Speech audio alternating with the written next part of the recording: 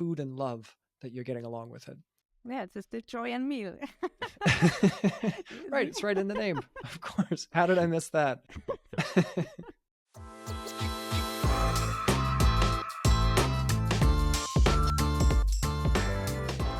Welcome to the Startup Knockout podcast. I'm your host, Timo Higgs. Today, we have on the podcast Noelia Gonzalez Vila. She is a former mechanical engineer who's worked with some big players in German-speaking countries. She gave it all up to create a food tech startup called Joy and Meal. She's going to tell us all about it and share some of her insights of her journey so far. Noelia, thanks so much for coming on the show. Yeah, thank you, Timo, for the invitation. That's great to be here today with you. Not a problem at all. Okay, so first, we're going to start with your background. So you spent years building up a career in mechanical engineering. I got to know, what made the decision for you to change all that and enter a food tech startup? In fact, to found a food tech startup? Let's say in a nutshell, what I'm doing now, I was building systems before when I was working in corporations, and now I'm building a different type of system. And this is, something very, very exciting for me. But what I saw is that in hardware development, somehow innovation is very slow and also very expensive. And I was seeing how many projects request how much potential and how many possibilities there were in the digitalization, in the digitalization area. And by chance, a colleague, a business innovation consultant, she introduced me to the business model canvas. And this blew my mind. And I thought, this is really cool. This is where you can really make, an impact and bring new products, new services to the market. And this made me start thinking about, hey, I need to look for an idea, something that I can do myself. And then when I came up with the idea of Joy and Meal, and then, I realized the potential that this, or the positive impact that this can have in people, society, and planet, I thought, I just need to build this. I need to try this. And I think that I'm actually leveraging all these skills and competencies that I gained through the years in mechanical engineering, in product development, hardware development. Let's talk about those skills a little bit. So you mentioned before you were building systems and now you're building systems. They're just different types of systems. I'm curious, what are some of the things you find that you're automatically good at and some of the things that you've really had to learn from scratch or pick up along the way?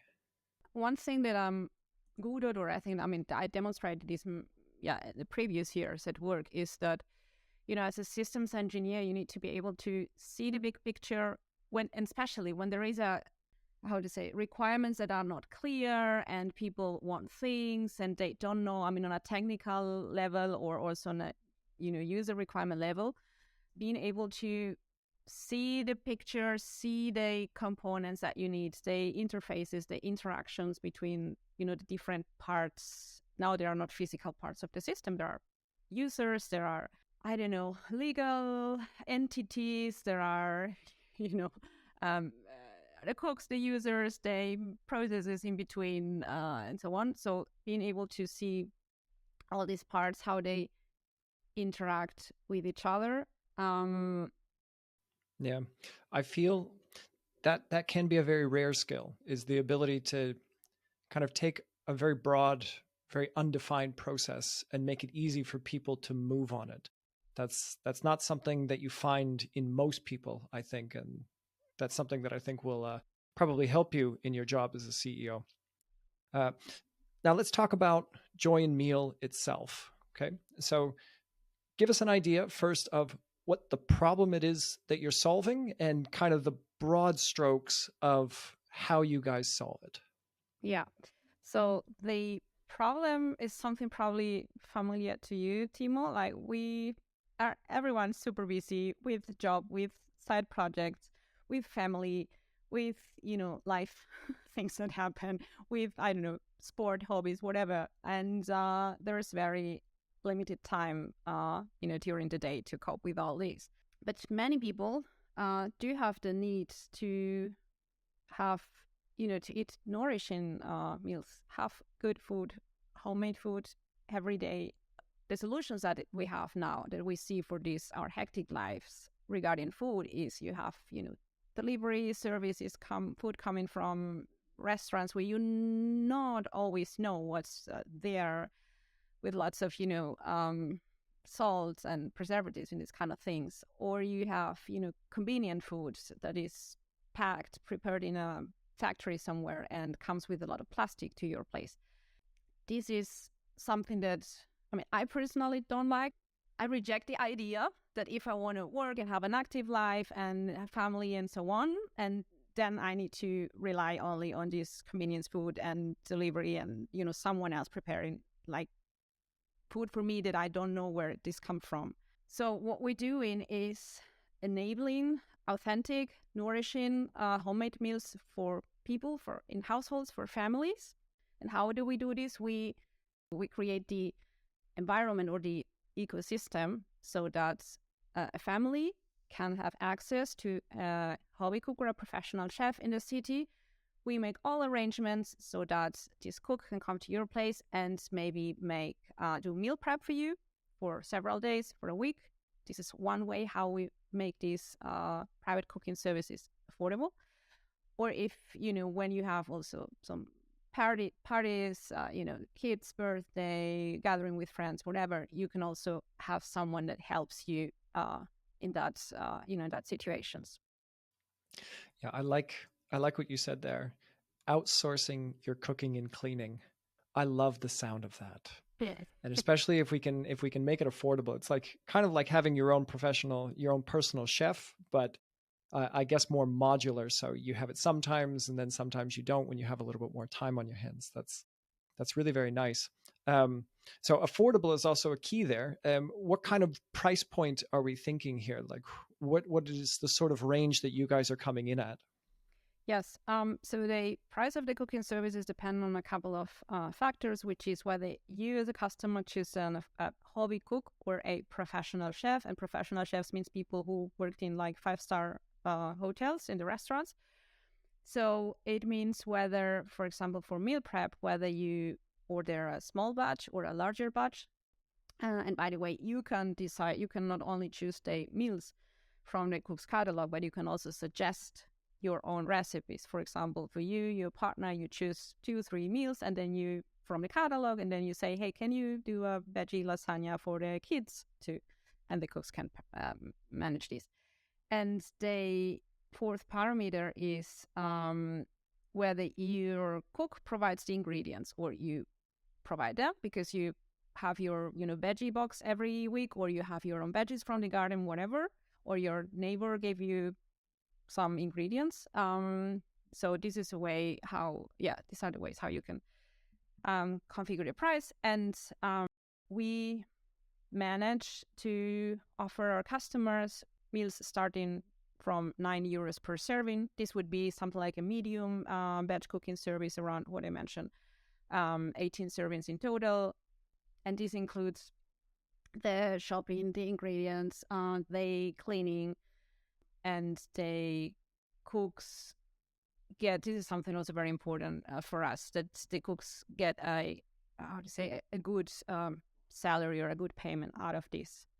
The cooks are freelancers that work with us. And they can decide their own hourly rate. They have very, very flexible working hours. So basically, they can choose their customers. They can choose how many times a week they work.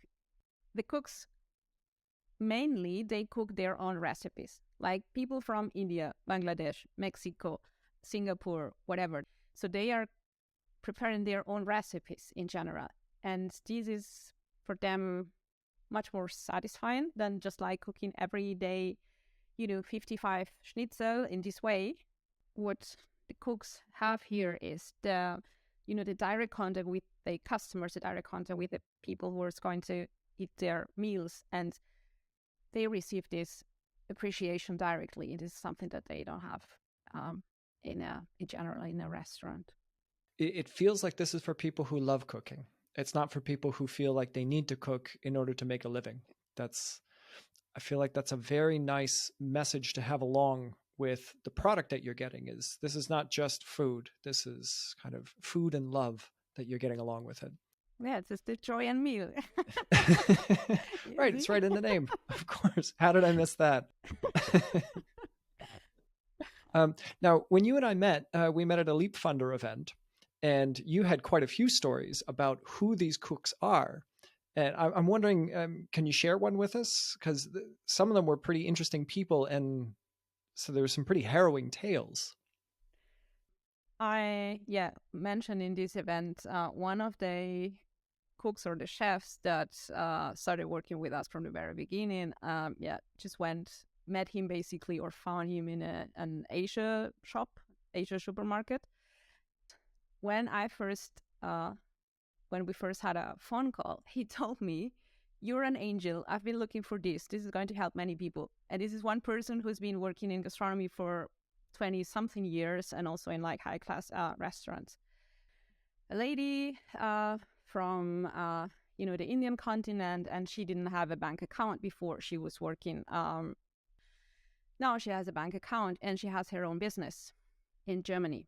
We support all the cooks, as I mentioned, they are freelancers, and we help them start their own business, information, what you need to go, which forms do you need to fill in, what happens next. And this is, you as a foreigner living in Germany, and I have the experience too, when you don't have a network, you don't know how things work, you have problems with the language. When someone gives you a little bit of information, this can make such a big difference. Somehow when we talked about this manifesting thing, and when you're like super motivated about something, and this is what's happening with me like for the last 2 years, I traveled by plane from Munich to Madrid, and who's sitting next to me, a Mexican chef, and she's now working with us. So it sounds like you're a magnet for good cooks. It's a shame that you spent so long in mechanical engineering. I think there's not enough cooks around you that can just come straight to you. Yeah, actually, this is since the pandemic, gastronomy in Germany, they're struggling finding cooks. And for us, I'd say it's relatively easy to find people that want to work with us. Mm-hmm. Yeah. It's a completely different situation, right? It's something where, well, for one thing, people are choosing to do it. They're getting to do something that they love doing. And I think probably not to be underrated, as you have just said, is that you actually get contact with the people who are eating your food. You get a thank you at the end of it. And not just, in a paycheck, you're getting smiles, you're getting, you're getting these really nice human moments, which is something you don't get as a line cook in a restaurant, no matter how fancy it is. Yeah. And you get the feedback from, your customer telling you, hey, my children are now eating vegetables and they want to have your vegetable soup again. You can do that? You can get kids to eat vegetables? To do this. Yeah. You got to lead with that. Yeah. It's or people telling us, people that are like hosting a birthday party for 25 people, like relatives and friends and so on, and telling us, hey, it's I'm super relaxed this time and I'm happy I can really enjoy this party at home because I don't need to. I haven't been cooking for 3 days for this. And this is really good, and this is also the feedback that the cooks get, and and there are, I think, very, very nice interactions happening there. People with totally different backgrounds coming together and kind of mixing and sharing experiences, and I don't know what kind of things can start or come out of that, but at least we are these situations are happening. Yeah, it's nice to have people coming together. We can always use a little bit more of that. Let's move on to look a little bit closer at the business itself. We'll start a little bit further back at the beginning. You've been through several accelerator and incubator programs, and I see you also won a business plan competition. Congratulations on that. give us an idea of what those experiences were like for you, and how important they were, or not important, if that's the case, for moving you forward. Yeah. So at the very beginning, managed to get into this MGIS Mini Global Impact Sprint here in Munich. It was a 6 months, I wouldn't say acceleration, but like startup, support program here in Munich. They didn't give us any money or took any equity, but it was very good to enter the startup ecosystem in Munich and Germany. And that was very, very important for me, coming from the corporate world, the industry. That was the first contact in the ecosystem. And I think that's something super, super important. Look for support, for help, know who is, responsible for which area. This, I think, can make a huge difference. As you said, we won this Staatszuschuss grant, public funding from Gründerland Bayern. That was very important for us, not only because of the financial support, but also because it kind of validated a little bit our idea. Hey, there's someone who's believing on this, who sees the potential, and they want to give us public money to continue working on this. We are now part of the startup incubator of the Frankfurt Business School, and they are helping us with coachings, mentorings, workshops from time to time. In January, we had a kickoff for a startup mentoring program in Finland. And here we're having now 4 people for corporate leaders, managers in large corporations that are helping us as advisory board members for 1 year. We didn't get into the program. We were top 50 in the SkyDeck, Berkeley University program in here in Germany. There were 10,000 applications, and we were top 50. We didn't manage to be selected, but we almost did it. So maybe next year. I guess with every startup, you're going to hear a lot of yeses, you're going to hear a lot of no's. And if you can't push through the no's, then you'll never get to the other side. And it sounds like you guys are doing a good job of that so far. So back to the accelerators, though. Is there anything that you noticed in these accelerators and incubator programs where you didn't really need it all that much? So were there things that, you could have left behind, or you could have not participated in and you would have been fine? Or did you actually find a use for everything that they were showing you and giving you? That's a good question.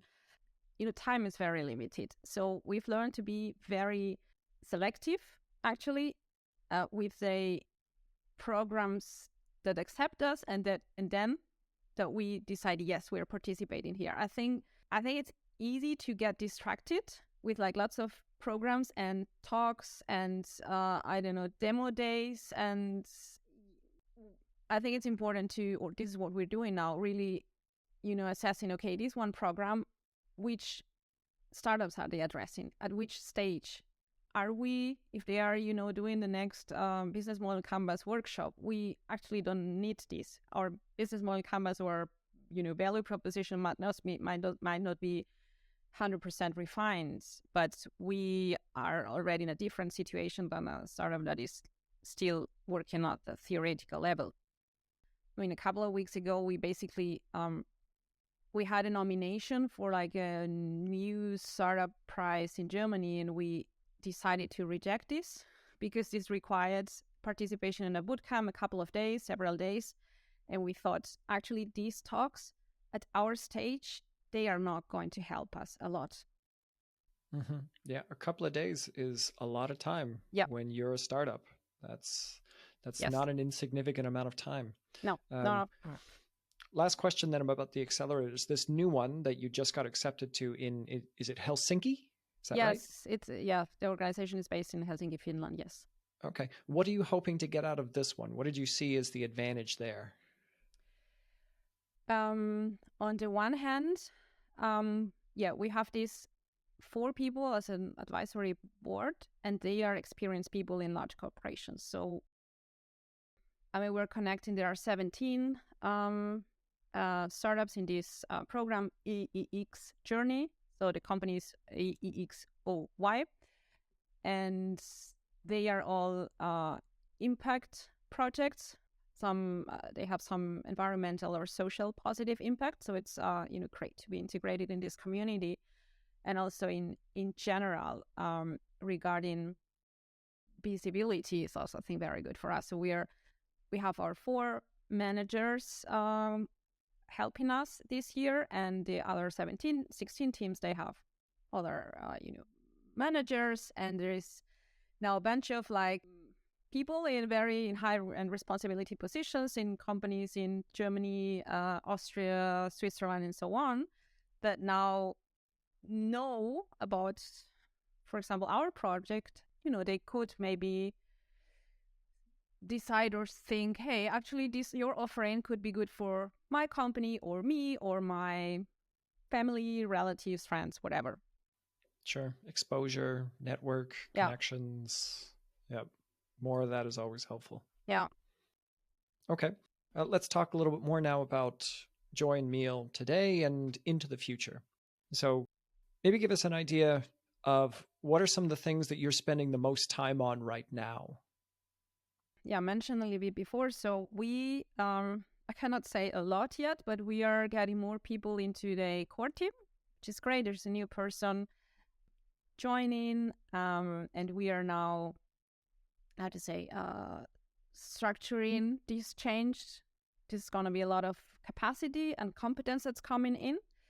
But also we were 2 people in the core team so far, Florian and me, and now is this new person joining, which we're going to announce publicly in the next couple of days. So this is one area. Another area is that we've seen very interesting market response on the B2B, let's say, side. So we are now, let's say, orienting ourselves more towards a B2B offering, targeting companies and using them as multiplicators. On the one hand, using them as multiplicators to in the end reach families, and also for us to generate revenue quicker. That's kind of a clever marketing channel. So if I've understood this right, so you're starting to see some traction in the corporate side. Corporations have deep pockets. They are always up for something interesting, especially if it's something that can be a perk for their employees. So maybe for a corporate event, you provide services, and then you also say, hey, guess what? We also do this in your homes. So you're using the corporate events as a way of sort of driving traffic towards the B2C side of it as well. That's nice. That's kind of synergistic. So now, going forward, what do you see as a couple of the main challenges that you're going to need to get over before you can get yourselves to the next level? One big milestone that we would like to achieve, obviously, is to attract external investment, expand to more cities and so on.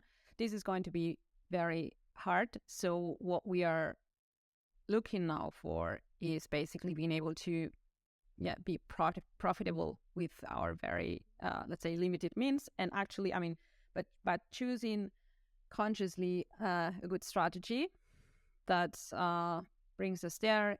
This is totally fine if this allows us to survive, like put our oxygen mask on first, and then with that we can progress or go more into the consumer market and address. Sure, that's I feel like that's a good approach. Broadening our gaze away from the business specifically to you and your international life. So you're from Spain, you've worked in Austria, now Germany. I'm wondering what you see as some of the key differences in Spanish work culture compared to the German-speaking countries. One thing that I appreciate a lot from Austria from Germany is the working culture in terms of, time. And in Spain, we have a culture, or we still have in general a culture where you need to be very, very long hours at the office. And it's not well seen if you go home before your boss. There's still many, many companies like this, also in large corporations. And another thing that I appreciate a lot here is that the employees get, I'd say, a lot of flexibility and responsibilities. You have your tasks, we set objectives.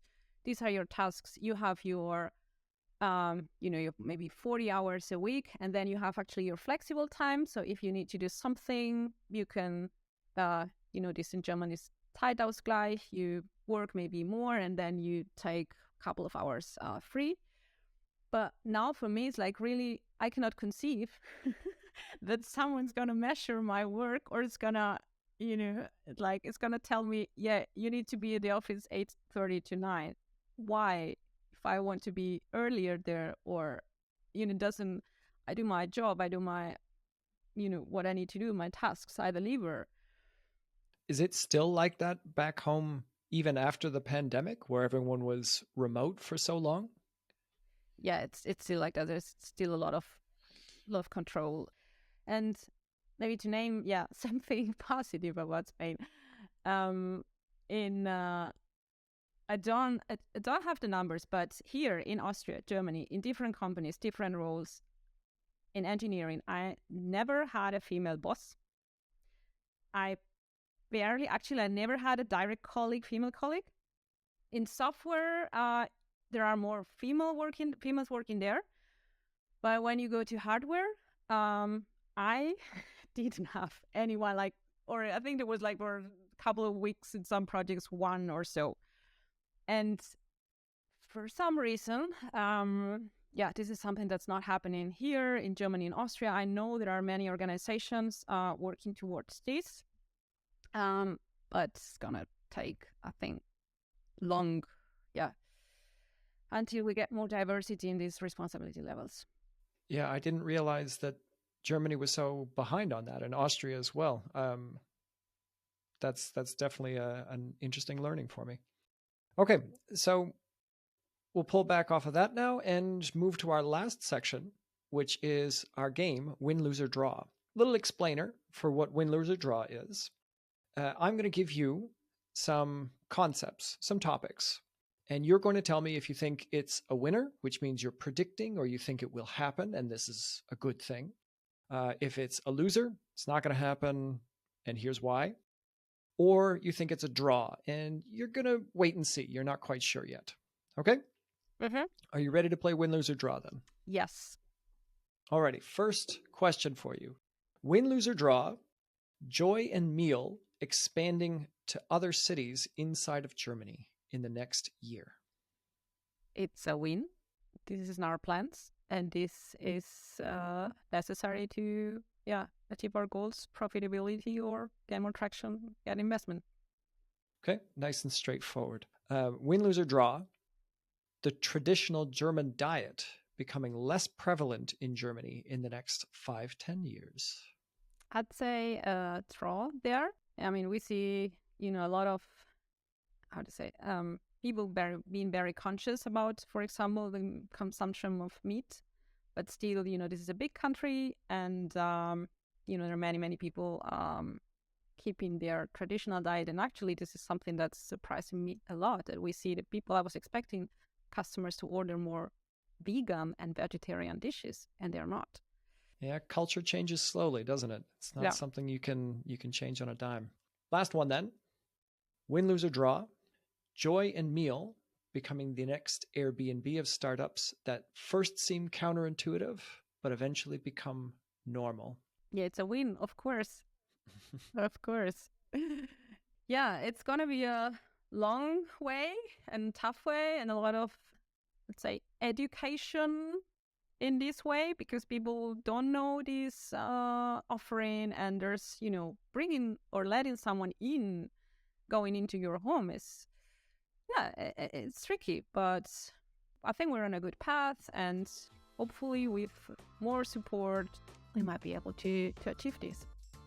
Okay. So that was Win, Lose, or Draw. And that brings us to the end of our podcast episode. So thank you so much, Noelia, for coming on the podcast. I learned a lot from this one, and it gave me a lot to think about, which I always appreciate, is when the wheels start turning upstairs and I see things in a little bit of a different way. So thank you so much for coming on our show. I say thank you, Timo. It was, how Germans say, es hat Spaß gemacht. Thank you for the chat, and yeah, wish you all the best with your podcast. That was our discussion with Noelia Gonzalez Vila. Thanks to everyone for joining us this week. Be sure to look for us on social media. We're at Startup Knockout. We're on Twitter, LinkedIn, YouTube, and TikTok. Take care, everyone, and we'll see you next week.